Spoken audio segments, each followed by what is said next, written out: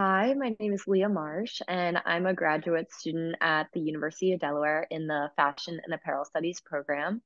And for today's interview, I would first like to acknowledge Cotton Incorporated and their curriculum program. This interview will serve as an open educational resource for other fashion programs and their sourcing classes. So now I would like to introduce and welcome Beth Hughes, the Vice President of the American Apparel and Footwear Association. Hi, Leah. How are you? I'm good. How are you today? Good, thank you. So, if we could just jump right into the questions. First, could you provide us with an overview of the Coalition for Economic Partnership in the Americas, including the background of its establishment, its members, missions, and other major activities? Yeah, of course. So when I started at AAFA back in 2020, one of the main initiatives that the membership wanted to see was how can we bring more sourcing for specifically for apparel to the Western Hemisphere. So we kind of started with that as our as the background for this coalition, and it became more and more apparent that there are other folks outside of just maybe AAFA membership, but other trade associations and other think tanks that were looking at this too, as the administration and Congress really wanted to see companies in all industries and sectors kind of move back towards the United States for manufacturing and or back towards, some of our allies and trade partners. This became something that we looked at as well for apparel sourcing. So the Coalition for Economic Partnerships in the Americas was launched in November of 2021. And it really is a group of major American companies and manufacturers dedicated to promoting regional trade and job growth in this hemisphere. It also includes, like I said, other trade associations besides AAFA, and other think tanks around that really are looking at more of the onshoring, nearshoring concepts. We really are looking for and advocating a whole of government approach to include the Dominican Republic, Central America Free Trade Agreement, regional infrastructure and customs operations, really making sure we try to grow those and fix any issues there and bring them up to, this century kind of standards. Use all of those items in our policy toolbox to also help address the root causes of migration. Thank you. And as you mentioned, this partnership was implemented and introduced in 2021. Since then, have you noticed any significant changes or effects within the industry as a result of this? Yes, definitely. We've really tried to advocate, like I said, with the administration and the U.S. Congress, but we're also partnering with our friends and other associations within Central America too. And so we've built that dialogue and that partnership. The Vice President's office, Vice President Kamala Harris, has also introduced an initiative along these lines, looking at lots of industries and sectors, the Partnership for Central America. And so we've been working with that, in that organization as well. I think we have a lot of champions out there that typically wouldn't have known too much about apparel sourcing and CAFTA-DR. And so we've definitely moved the needle, so to speak, as far as engaging folks and really educating them on what we do source in the region and what we can source in the region. That's amazing. And yeah, education is always the first step. Yeah. Moving on, how attractive is Central America as an apparel sourcing base for US fashion companies? What are the region's unique competitive advantages, especially compared to Asian suppliers? I think at first glance, it's really attractive. Again, utilizing CAFTA-DR, you have duty-free access for textiles and apparel. And then, of course, the proximity to the US market. There's a healthy supply chain consisting of using US cotton and US textiles that are then sent to Central America to make basic garments, such as cotton t-shirts and socks and underwear. So the production capacity is there, and it's healthy to make those type of garments.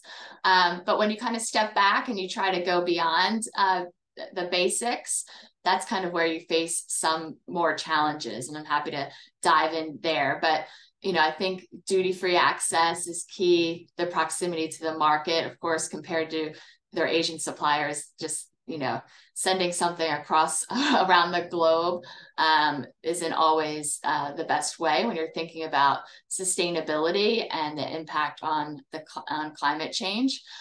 So that's kind of also really attractive for U.S. brands and retailers. Mm-hmm. If you would like to talk a little bit more about the challenges, feel free to elaborate there.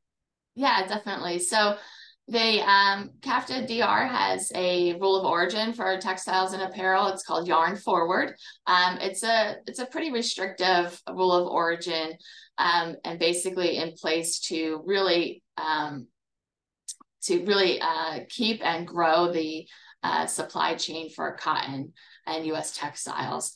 And so while that is, like I said, a very healthy supply chain, and it protects the U.S. domestic textile industry, it provides a market for U.S. cotton that doesn't, not shipping it across the globe again, but bringing it down to Central America. It's for those products and for those brands and retailers that have invested and make those products, especially in bulk orders, great opportunity. For other brands and retailers that have a whole range of products that they make, and as the trends in the U.S. consumer would like different products, such as stretchy and comfy leggings or athletic wear, making those type of more technical garments in the region is a big challenge. There is not the inputs here in this region, at least to the scale and the size that some of these brands and retailers really need. So getting spandex, let's say, is really difficult. There's one supplier. And so if we're able to increase that and increase the quantity, instead of bringing it in from some Asian suppliers, that would create another supply chain here in this hemisphere. That takes time, and spandex is not the only thing. There's definitely a lot of other products and inputs we just can't get here in this region. And so until those investments come, companies really do have to look to their Asian suppliers to bring that in. Thank you. And could you also explain why CAFTA-DR is so important to U.S. fashion companies sourcing from this region? Yeah, definitely. I mean, it's why wouldn't you want to use a free trade agreement? Why wouldn't you want to utilize the speed to market, the proximity? There is already the production capacity. There is the workforce. There are higher labor standards and environmental standards.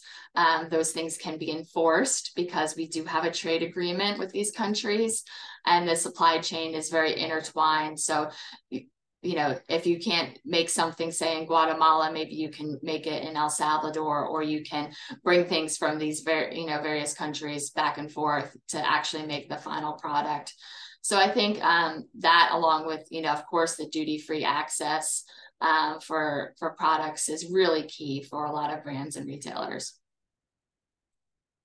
And you mentioned these benefits. However, trade data consistently shows that approximately 1/5 of U.S. apparel sourced from CAFTA-DR members didn't claim the duty benefits provided by the trade agreement. Why do you believe this is the case? Mostly because companies are making more and different products these days, besides the cotton basics that I mentioned. And so without being able to source and procure specific yarns and fabrics from the region, they have to bring them in from other suppliers. And so when they do that, the garment will not qualify under CAFTA-DR for that duty-free benefit. And companies have great long-standing relationships with their suppliers and vendors and the manufacturers in Central America. So they want to make the products there, but unfortunately some of the inputs they just can't get. So to keep those relationships and keep the industry healthy and wanting to really bring more sourcing back to this hemisphere and diversify their supply chains, sometimes they do have to make products in the region that just won't qualify under CAFTA-DR. It's a real missed opportunity, in my opinion.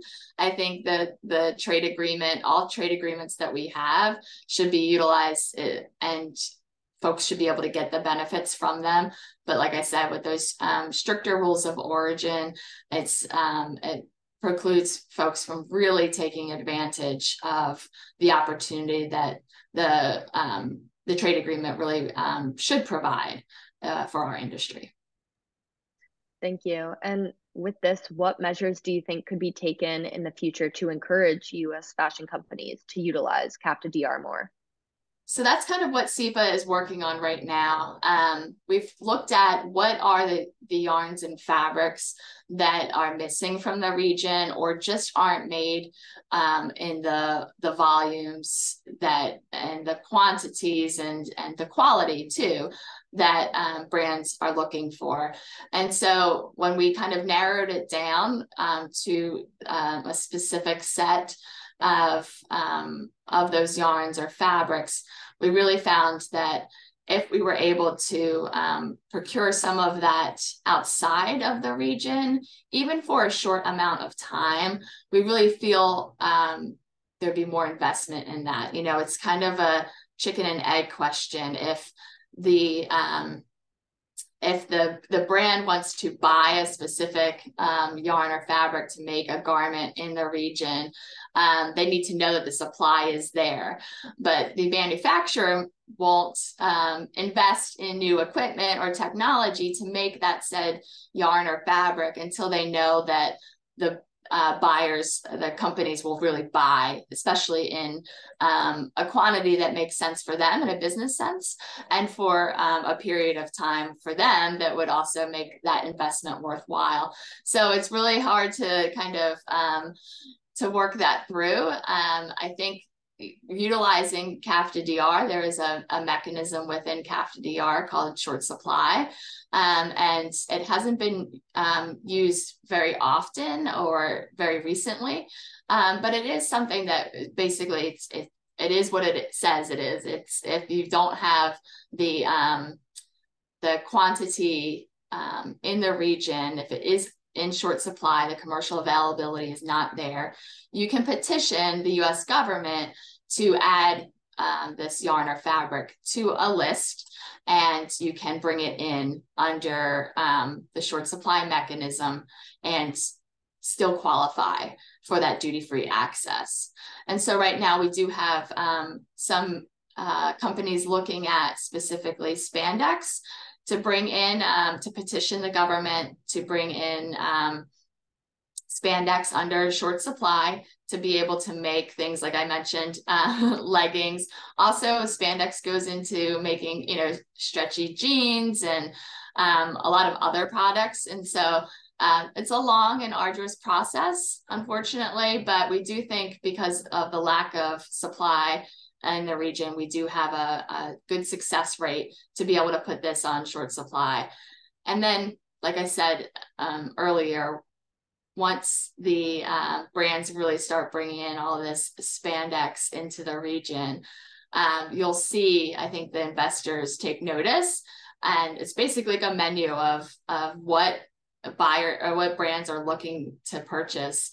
And they will in turn make that investment and create those facilities and factories in the region to make that specific, spandex yarn or fabric. And then we'll have even a more vertical supply chain in this hemisphere for that product. And then, at any time, if we have more and more of those investments, that spandex would come off the short supply list.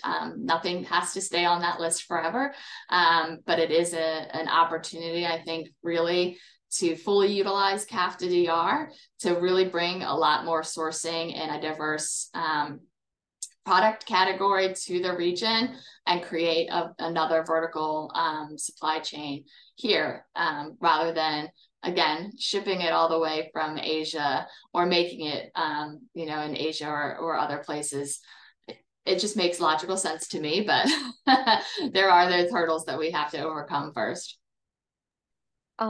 And you mentioned that short supply hasn't been used as recently or frequently. Why is that if it is so crucial to vertical integration?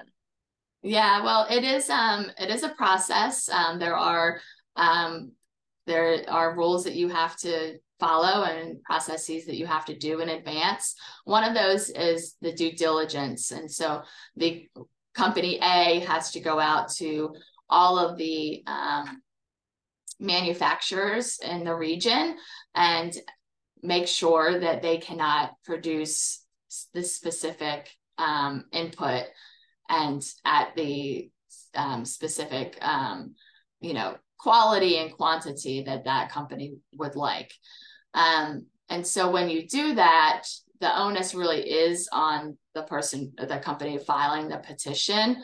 Anyone can raise their hand and say, yes, I can make that. But whether they actually follow through and can make it and can make the specs that are needed and the time that is needed, and also at the price that is right, I think, you know, we've seen a lot of short supply petitions never actually come on board because someone raised their hand and said they could make it, and then in the end never actually did. So one of the other things I hear often from brands is that they're not under the rules of, you know, filing a petition for short supply. They don't have to actually, you know, also show like a sample of the product that they can make. And for a lot of, you know, folks in the design world, they really want to be able to feel and see and touch that it's going to be exactly what they want before they put in that order with that manufacturer. And so I think that's also, you know, one of the reasons companies don't utilize or petition for short supply. The other is cost. Not everyone has an expert in-house that knows how to navigate the short supply system. So often companies will use outside counsel to file petitions for them. And that, of course, comes with a cost. The time and the cost and the burden is often what keeps people from filing short supply petitions. That makes sense. Thank you. And then moving on, as many US fashion companies try to reduce their China exposure, especially concerning cotton apparel products, can Central America play a more significant role as an apparel sourcing base for US companies in the near future? And then just what's your overall outlook on this? Yeah, that is the goal. I think folks, for many reasons, want to diversify their supply chains, and they're looking at lots of places of where they can land. Specific policies in place sometimes make them kind of veer away from a specific region or country, and I think that's really unfortunate. But definitely Central America has a big role to play, not just because we have a trade agreement with them, and not just because they are our so close to the US market, but because they do have you know, the ability, the capacity, the workforce, and you know, some of those goals that companies have under their ESG programs as well. I think Central America is a logical place for folks to land. And as we're hearing more and more on nearshoring or onshoring, we already have those relationships. So we have a real opportunity to build on them. If we can get a more diverse yarns and fabrics into the region and really build on that investment, I think it would be wonderful, not just for Central America, but for the whole hemisphere. If we're able to utilize all of the trade agreements that we have in this hemisphere, and play off of each other and accumulate, you know, different yarns and fabrics, and we could really, like I said earlier, move the needle, really grow the pie for everyone, not just US brands and retailers, but also the US domestic textile industry, the US cotton industry. There's real opportunity here so that everyone has a role to play, and really it's a win-win for everyone. And do you think US fashion companies are already currently aware of the benefits and strengths of sourcing from Central America, or not yet? No, I think they are. We're always talking about them, and the manufacturers and the associations in Central America are always showcasing their abilities and their capacity and how the supply chain already exists. But if you're making a specific garment and you can't get certain things in the region, you know, that makes you shy away, I think, from Central America, and that's unfortunate. And so we're trying to change that and make it so that's not the case, so that Central America will be the first choice for U.S. companies looking to be closer to the U.S. market. For most of them, the U.S. market is their number one market, and so why wouldn't they want to be closer? Wouldn't they want the flexibility that production capacity that's already there, utilizing U.S. cotton rather than, you know, having to really be concerned about where their cotton is coming from. So making lots of different products that the U.S. consumer is really looking for and wants. Thank you. Yeah. And just like one concluding question, kind of, so a lot of our students from University of Delaware seek internships through the American Apparel and Footwear Association. I have a friend who currently had one this past summer. What advice or tips do you have for current students seeking any kind of internship or job within the industry? Yeah, so we have a robust internship at AAFA, and we always look to either the universities that have programs such as the University of Delaware in fashion, other, you know, some of our companies, they'll ask if, you know, if someone in their family or someone they know can do an internship with us. So it really is for us looking at someone who has that passion already for fashion, because they're going to be really invested in the work that and the projects that we're able to give them. We have at least, you know, 2 to 3 interns a semester, and we have a lot from University of Delaware, and we're always looking to partner with more folks. But that passion for fashion and being able to really showcase that and be articulate when you do go for an internship or for a job interview, I think is really key. Let that come out in all of your answers in your resume, because that's what we're always looking for. It's great to have folks that are interested in just government or policy in general, of course. I do trade policy, so I'm always looking for folks that are interested in trade, but it's always the folks that really have that passion for fashion that stand out. And earlier in our conversation, you mentioned that you started in the agriculture department. So where did your passion for fashion come from? Well, for me, I started working for associations in agriculture, and you know, as I was able to meet a few folks here at AAFA through that kind of community, I really was interested in not just the aspects of, you know, you have U.S. cotton, right, an ag product that goes into a lot of our apparel, but also just the trade policy angle of it, because we do source from so many countries around the world. That was eye-opening to me, and I love that aspect of it, how critical international trade and policy play into how we get the clothes and the shoes that we love to wear, and all of our accessories too. So I think that was key for me as far as really honing in how the the intersection between trade policy and fashion, how interconnected they are, and how critical it is so that we can get the things that we want, have the choice, but also, you know, for a lot of folks, the price point that is right for them.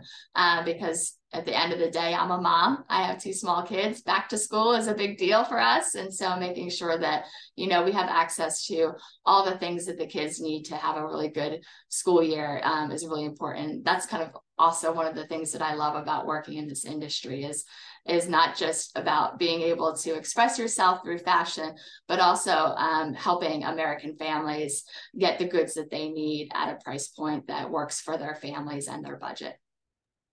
Thank you. Well, the fashion industry is very lucky to have a key member like you. And thank you for taking the time to speak with us today. We really appreciate it. Thank you so much. I really appreciate it, Leah. Nice to meet you. You too. Thanks.